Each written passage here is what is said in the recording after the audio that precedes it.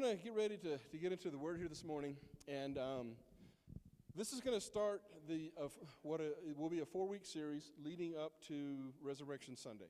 And this is not an uncommon approach, and some of you may have been in churches before where you've done this. I've never preached this before, but basically it's looking into some of the events that led to the crucifixion and the resurrection during the immediate preceding days to that event happening.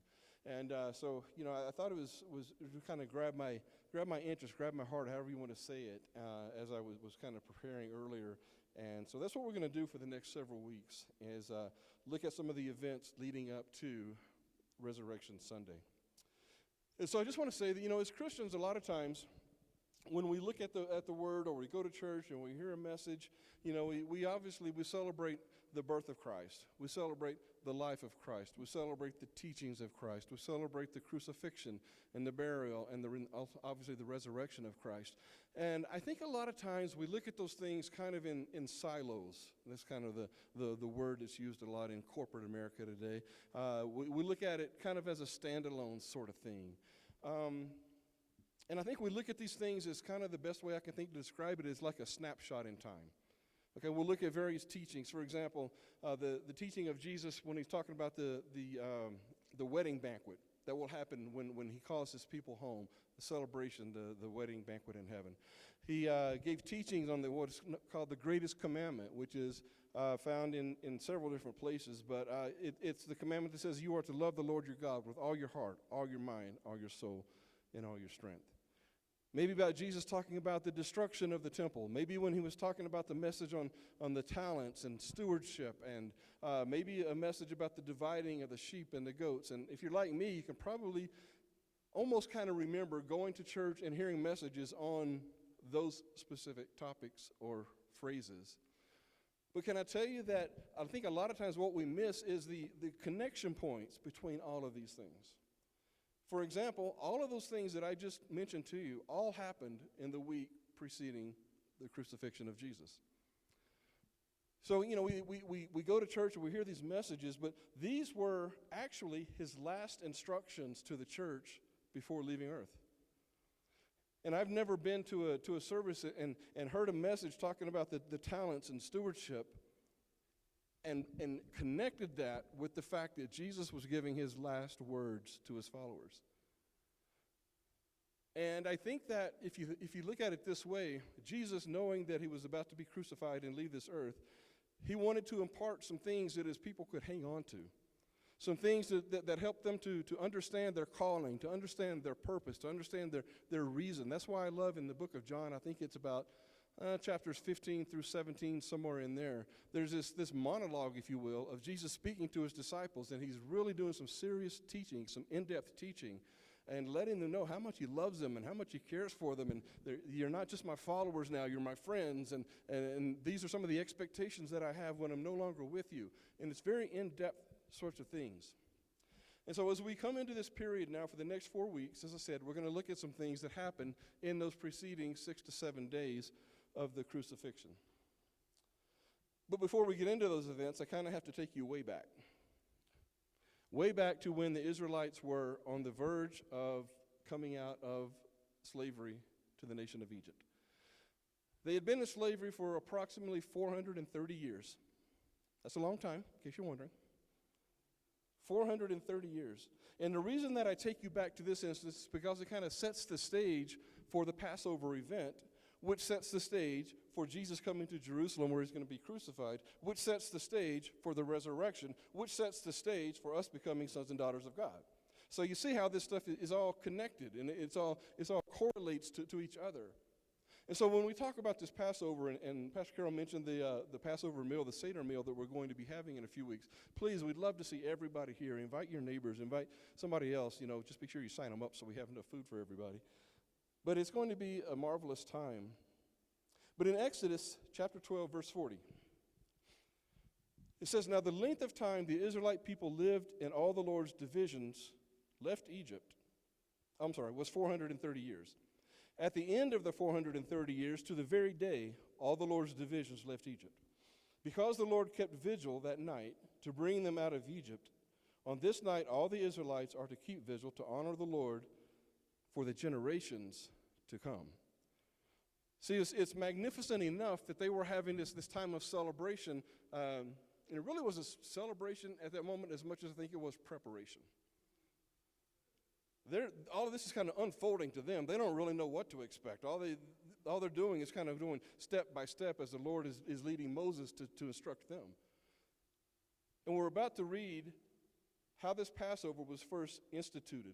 But this idea of the Passover sets the stage for everything we're going to talk about in the next month or so. So in Exodus chapter 12, in verse 1, this is the implementation or the institution of the Passover coming to being. This is, I guess you might call it, Exodus Eve. Okay? This is the night before they're leaving. And so the Lord said to Moses in verse 1, the Lord said to Moses and Aaron in Egypt, this month is to be for you the first month of your year. Now I've got to just stop right there. This is not even in my notes to say, but I can never read this passage without bringing this out and pointing this out to you. He says this is to be the first for you. This is to be the first month of the new year. It's like God is resetting the entire calendar based upon this miracle that he is about to perform for his people. And I love this because it tells me when we allow the Lord to get involved in our lives, he will do a reset, okay? He will push that big reset button and say, yeah, I know what happened in the past. I know what happened there. I know what you did. I know what he did. I know what she did. He said, but you know what? We're starting over. This is going to be the first day for you. And so after 430 years of living under the rule of the Pharaoh and the Egyptians and all of these oppressors, he says, folks, we're starting over tonight. Verse 3, tell the whole community of Israel that on the 10th day of this month, each man is to take a lamb for his family, one for each household. If any household is too small for a whole lamb, they must share with one of their nearest neighbors, having taken into account the number of people there. You are to determine the amount of the lamb needed in accordance with what each person will eat. The animals you choose must be year-old males without defect, and you may take them from either the sheep or the goats. Take care of them until the 14th day of the month, when all the members of the community of Israel must slaughter them at twilight. Then they are to take some of the blood and put it on the sides and on the tops of the door frames of the houses where they eat the lambs. And that same night they are to eat the meat roasted over the fire, along with bitter herbs and bread made without yeast. Do not eat the meat raw or boiled in the water, but roast it over a fire. How many of you know God likes a good barbecue? Okay. Roast it over a fire with the head and the legs and the internal organs. Do not leave any of it until the morning, but if some of it is left till morning, you must burn it. This is how you are to eat it. I love this part too. This is how you are to eat it, with your cloak tucked into your belt, with your sandals on your feet, and with your staff in your hand. Eat it in haste. It is the Lord's Passover. I love that description of how he tells them to eat the meal. I've said it before, and some of you have heard me say it before. We like to relax and get very comfortable when we have a nice big meal, don't we? We like to get on the stretchy pants, okay? We like to probably not have shoes on or have your house slippers on or whatever it might be. Maybe sitting back in your recliner with the TV on. You want to be comfortable when you enjoy a nice meal. But notice here, God, he says, He says, there's something that's getting ready to happen here, and you need to be ready for it. So I want you to have your jacket on. I want you to have your cloak tucked into your belt so you don't trip over it when you get up. I want you to have your shoes on your feet, and I even want you to have your staff in your hand, and then you can eat. Sounds like somebody's getting ready to go somewhere. Sounds like somebody's getting ready to move from where they are to what God's got for them next. We need to be ready for what God wants to do in our lives. Ready to move when he says move. Ready to go when he says go. Ready to do when he says do. Amen?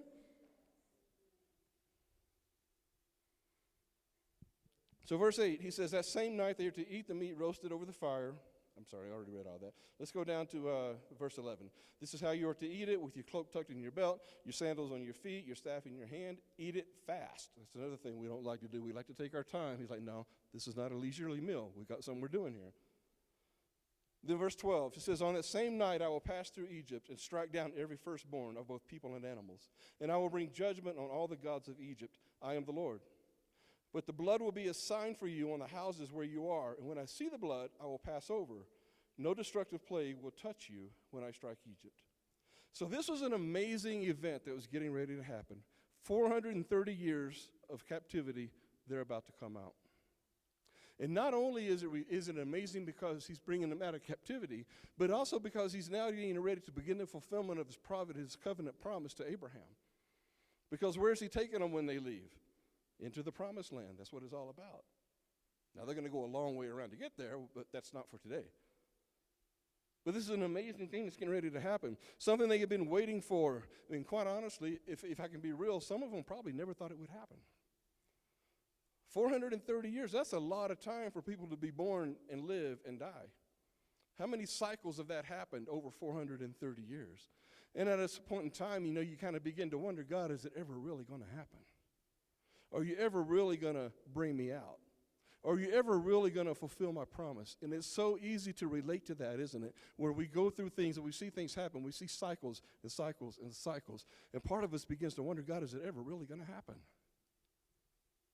Keep hanging on and let him do his thing. But here it was. Their day of deliverance was upon them. And God was giving them some very specific instructions, which we just read. But 12 and 14 says this. This is a day you are to commemorate, for the generations to come shall celebrate it. It is a festival to the Lord, as a lasting ordinance. And I love this also because it wasn't just for the people at that table. He said, this is not just for those of you that are living in this moment. He says, for the generations to come, you are to keep celebrating this. Remember this. Commemorate it. Keep it in front of your face. Don't ever forget who I am and what I've done.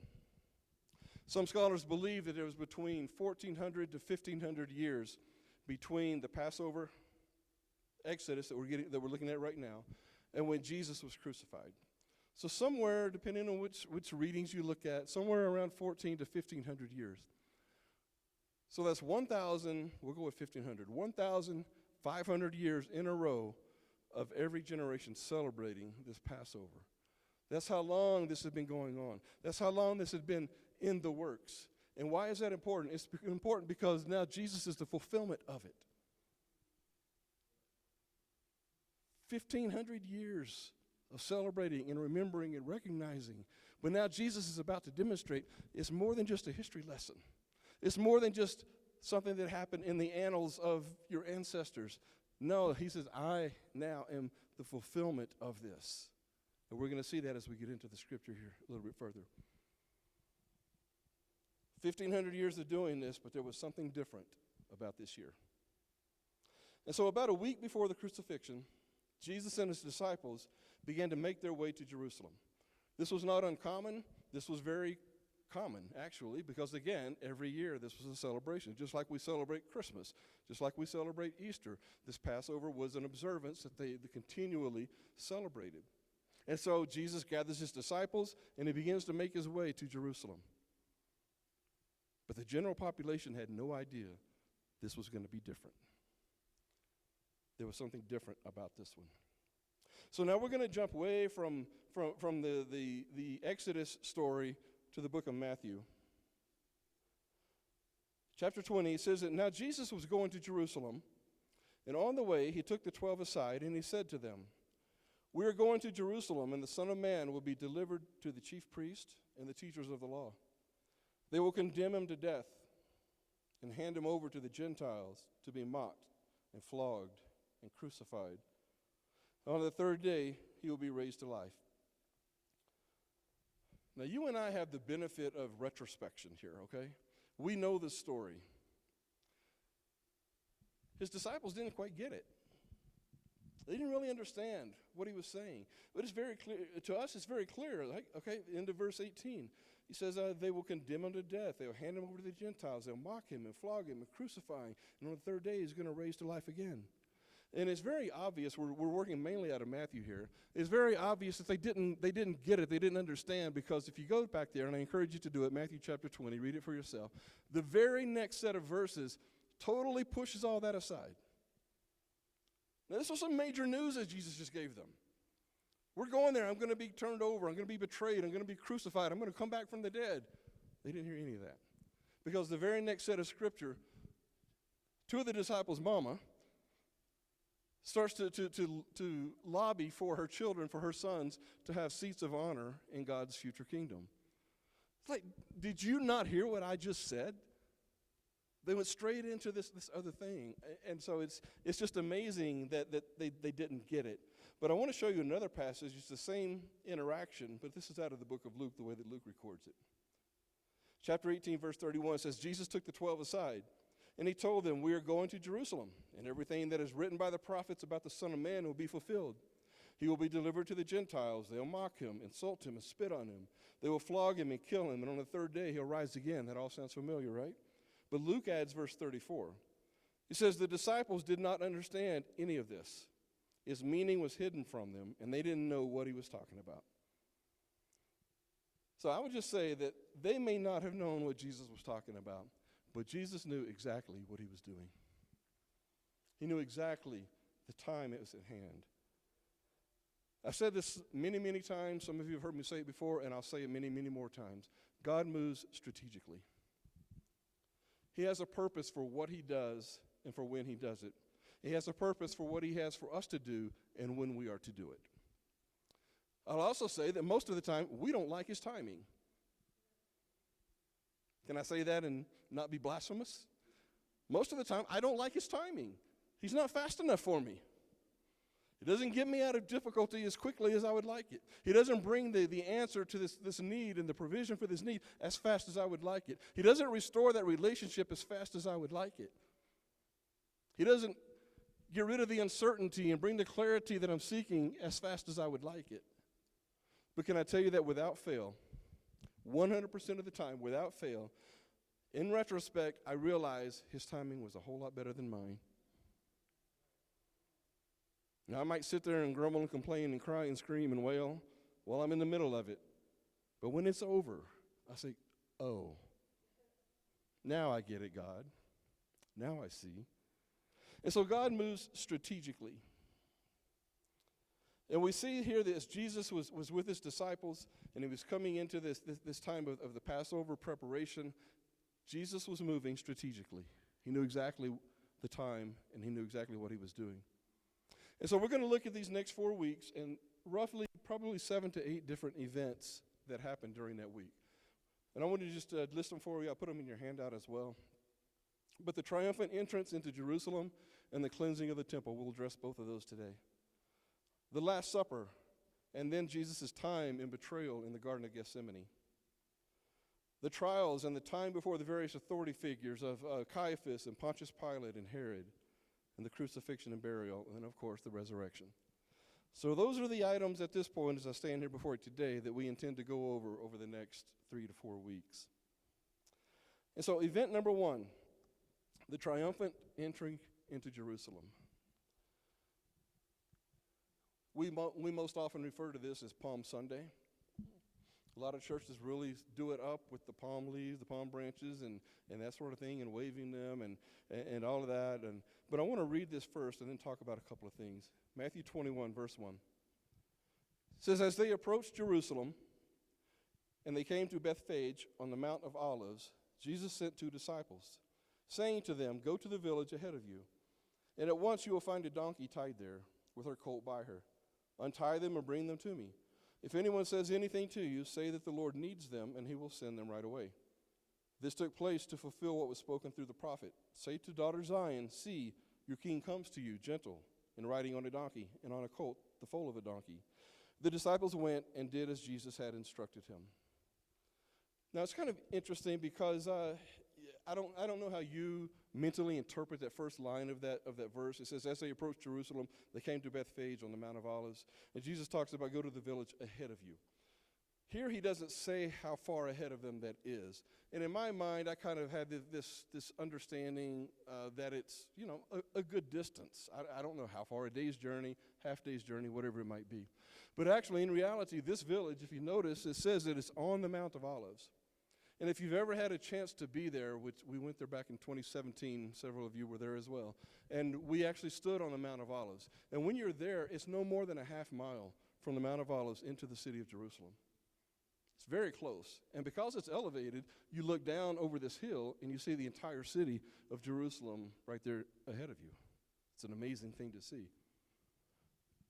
So why do I talk about this distance? I say that because I want to point out the fact that Jesus told them to go and get this donkey, not because he was tired of walking. He had just traveled a long distance. He walked everywhere he went, basically. So it's not that he was tired. It wasn't that he didn't feel like walking anymore. No, but it was a fulfillment of prophecy from 500 plus years earlier. 500 years. And what I want to read is Zechariah 9:9, which actually is referenced to what we just did read, but we'll show it to you right here. This is the writing from 500 plus years earlier. Rejoice greatly, daughter Zion. Shout, daughter Jerusalem. See, your king comes to you, righteous and victorious, lowly, and riding on a donkey, on a colt, the foal of a donkey. Again, Jesus knew exactly what he was doing. He was being strategic. He fulfilled this prophecy. And I just kind of slowed myself down a little bit when I read this, was going over it earlier. 500 years. That would be like if someone in this room was to write out a prophecy today, and then it wasn't revealed or met until the year 2526. That's how far in advance this prophecy had been written. 500 plus years earlier. And Jesus knew what he was doing. Chapter 21, verse 7 says, they brought the donkey and the colt, and they placed their cloaks on them for Jesus to sit on. And a very large crowd spread their cloaks on the road, while others cut branches from the trees and spread them on the road. And the crowds that went ahead of them and those that followed shouted, Hosanna to the Son of David. Blessed is he who comes in the name of the Lord. Hosanna in the highest heavens. This crowd is preparing the way through celebration. It's an amazing thing to see unfolding. Verse 10 says, when Jesus entered Jerusalem, the whole city was stirred. And they asked, who is this? And the crowds answered, this is Jesus, the prophet from Nazareth in Galilee. And what strikes me in this is that most of the time in Jesus' ministry, he did just the opposite of what we see here. He would often try to downplay the situation. How many times did he perform a miracle and he would say, no, don't tell anybody what just happened?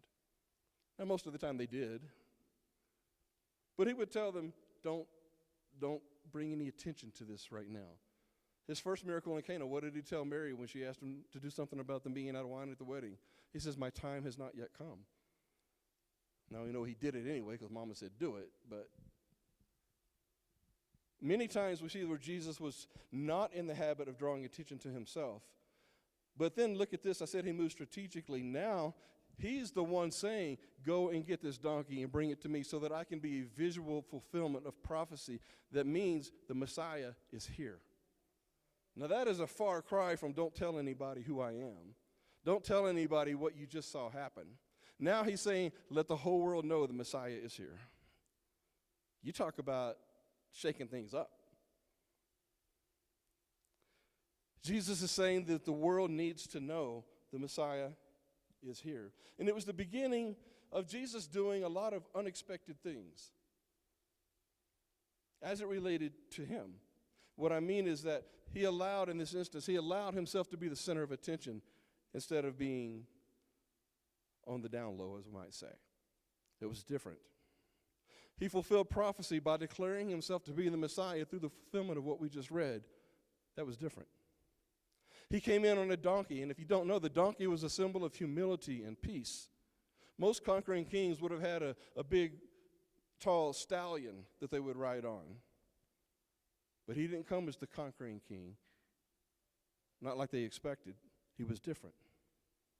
The people proclaimed this man. They said this lowly man from Nazareth. They said he's the son of David. He's their coming king. He's heir to the throne. That was different. And honestly, to the dismay of the people, that's not where the different stopped. You see, they thought he was going to come in and raise an army and overthrow the Romans. He didn't do it that way. He was different. They thought he was going to deliver them from this earthly oppressor and bring their freedom that way. But this was different.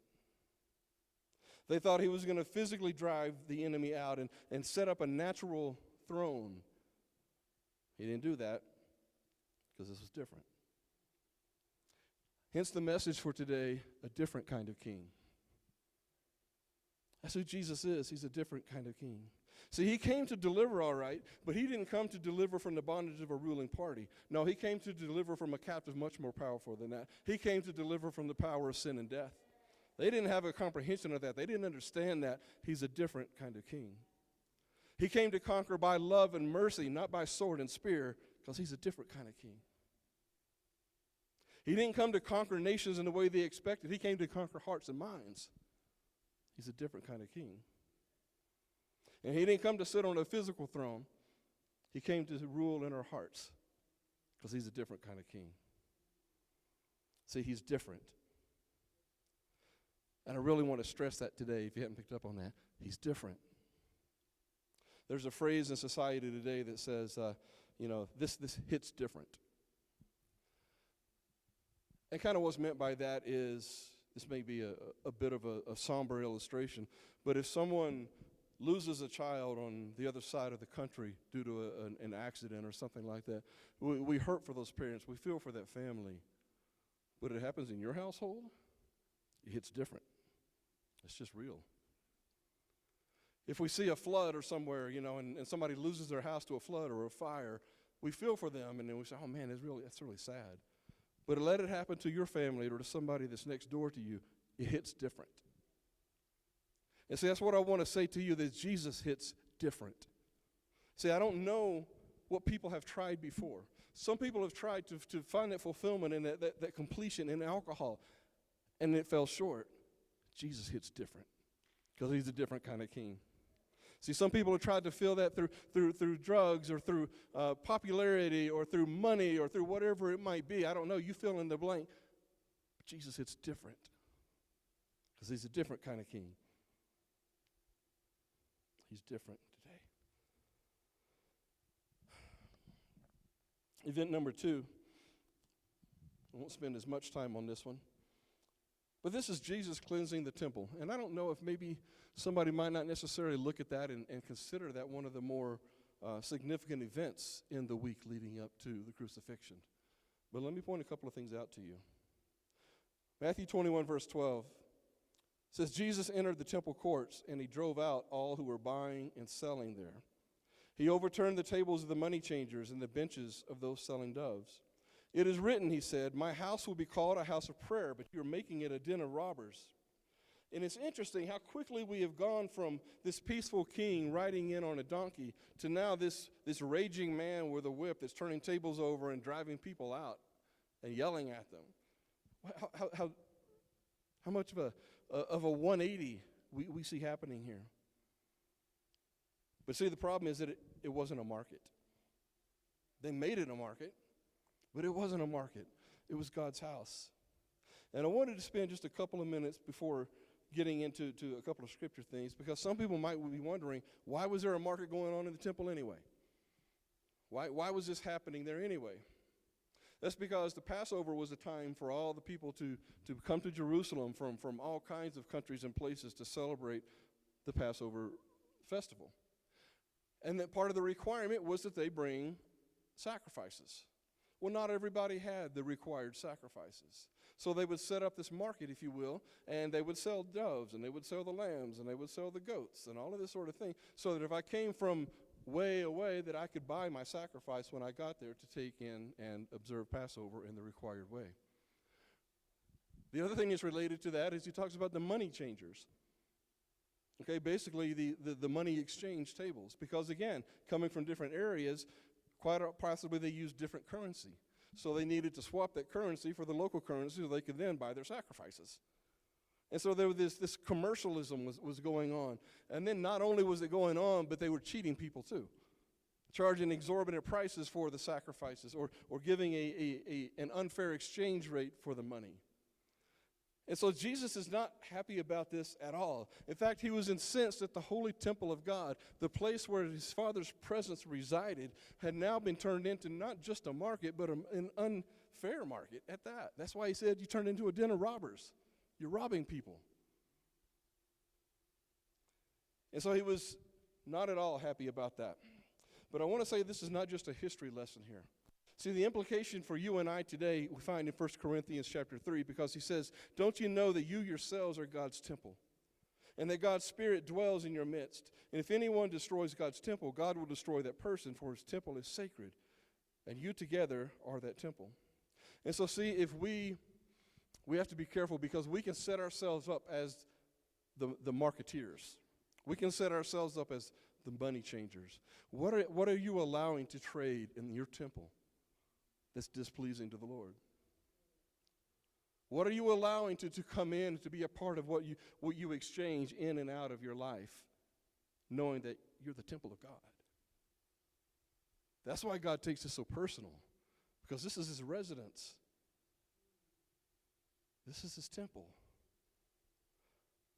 And I want to stress that it's not just physical things. So often we can be quick to go to, as I said earlier, drugs or alcohol or whatever it might be. But there are things like pride, and there are things like lust, and there are things like, thinking more highly of yourself than you ought to think. Those are things that we can trade in also if we're not careful and allow to take up residence in God's temple. Colossians 3 verse 7 says, "You used to walk in these ways in the life you once lived.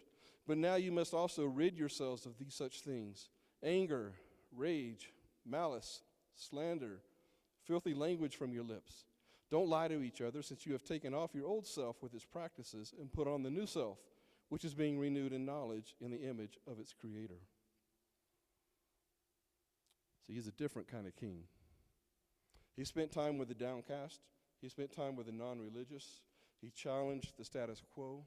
He taught us to love instead of hate. He taught us to give instead of take. He's a different kind of king. I'm going to ask the worship team to come on back up, if you would.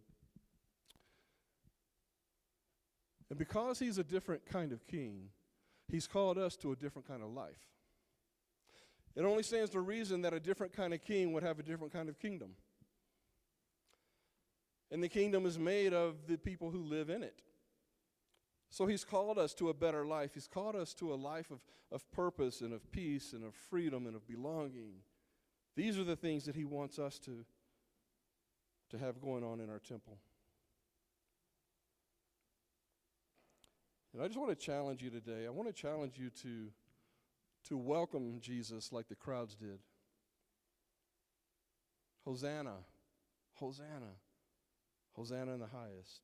Blessed is he who comes in the name of the Lord.